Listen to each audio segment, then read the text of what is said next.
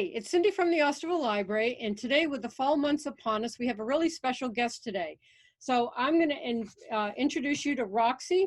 She's a best-selling author and TV personality, and she's been featured on the Travel Channel and the History Channel, and hosted an inspiration television series called The Power of One. And she's also very interested in ghost stories and runs the New England Curiosities. And she does a lot of really interesting things. So first, I'd like to welcome you and thank you. Thank you so much, Cindy. It's a pleasure to be here. Well, so tell us a little bit more about yourself and about New England Curiosities. So New England Curiosities sprung up about 20 years ago. I actually live on the New Hampshire seacoast, but I'm originally from Massachusetts. And back in the 1990s, I took a part-time job telling ghost stories in Carver, Massachusetts. And when I moved up to the seacoast, I decided to do that as a fundraiser for our local lighthouse. And on those first walks I did, everybody came out and they were telling me ghost stories about this haunted house or that haunted house. So I started a series of tours, and within a few years, I was a published author. I'm now the author of 7 books on New England folklore and history. I do 9 different tours. I travel over New England. I recently started doing more virtual tours. I actually lived in Dennis on Rose Terrace on the Cape back in my early 20s some years ago, and I just did a presentation about the beer gravestone in Barnstable. Do you know about the beer gravestone in Barnstable? No, I've lived here all my life and I've never heard of it.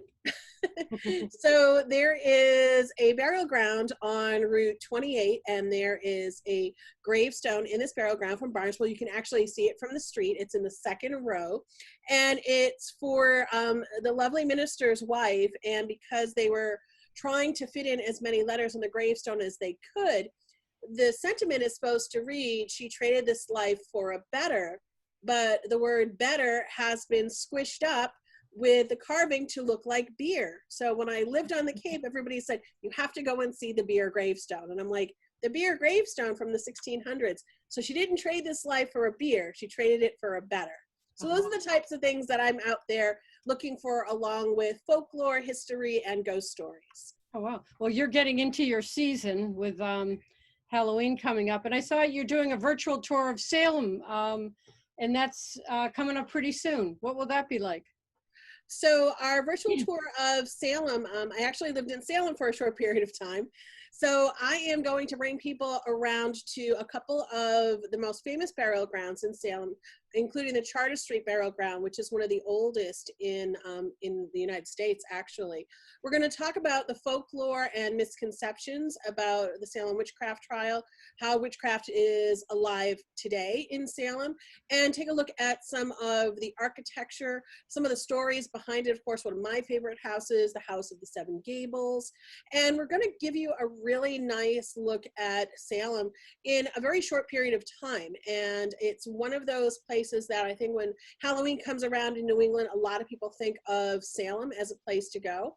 And since this year things have been dialed back quite a lot for everybody, including the folks in Salem, I thought this was really a nice, fun way to bring the spirit of the season in many ways to people. Yeah, that's great. Are you going to be doing that virtual tour more than once? Or is... You know, Cindy, it was a funny thing. I put it on the calendar and I'm like, you know what, I'll probably get a handful of people that will be interested in that. And we sold out the first one at 100 people. I've added another one. That one's already at 50 people. So there may be a couple more of those as we move on into the month. I monitor everything very closely just to see if there is an interest. And if there is, then I go ahead and pop that on the calendar. Oh, that's really a smart way to do it. So then I saw you had something else which is very interesting for Halloween, a virtual 24-hour Halloween horror film. I don't know if I'd be up for that, but I'm sure there's some people out there that would be. Well, you know, it's actually not as horrifying as you might think. There are some scary movies that are in there, but a lot of them are actually based in New England and based on New England folklore. So a friend of mine, Sam Baltrusis from the greater Boston area, who is also a fellow author, we actually met over a film that I had produced a couple of years ago called The Woodland Alchemy. And that was a film very much in the spirit of the fall, kind of questioning what happens when you go walking alone in a New England wood. And this film actually did very, very well. We were nominated for an Emmy for the soundtrack for our film and won a few awards for it. And Sam said, you know, let's get that film along with a few others that I've heard about. So we actually have a film on USS Salem that is supposed to be haunted, this amazing battleship in Quincy. So we're going to talk about that documentary and of course show it as well. I've been working on a few other short pieces, and there's films in there about cemeteries in New England, all sorts of really fun things. And we have that set up, so if you want to watch it overnight going into Halloween, or even on Halloween if you want to get a virtual party together with your friends where everybody can sit at home and tune in, you'll be able to do that. And we're really, really excited because it's only $15 a household, and we're going to host it, introduce you to the people that created the films, and have a lot of fun. That sounds like a really nice way to spend the evening. So we're excited. Yeah. So you said you wrote 7 books. What was your favorite book to write? Oh gosh, that is like picking my favorite child.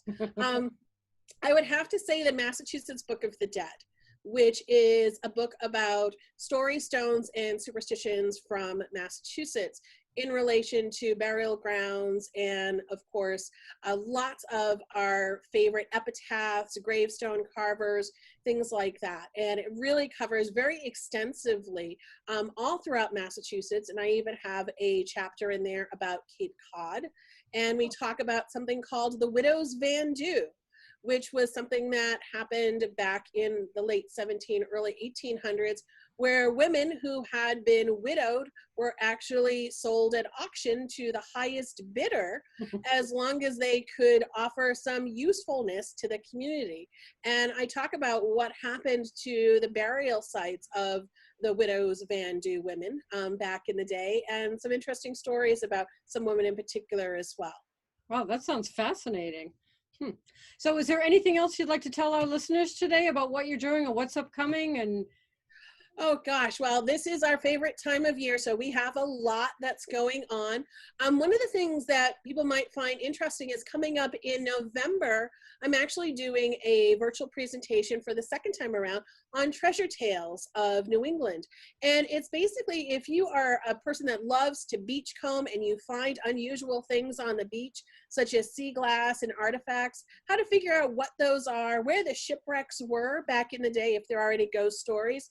So if you are a person who loves to fill up your pocket with beachcombing treasures, we're actually going to show you what some of them might be, where they may have come from. And if you're just getting started, we'll tell you how to do that. And I'll share some of my collection of beach found treasures as well. Is that going to be virtually?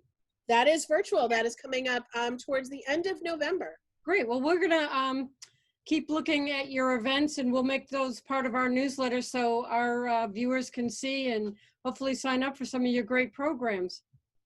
I look forward to that, and I really appreciate the opportunity, and I hope that I get a chance to come down to the Cape really soon. It's one of my favorite places on the planet. Yeah, mine too. All right.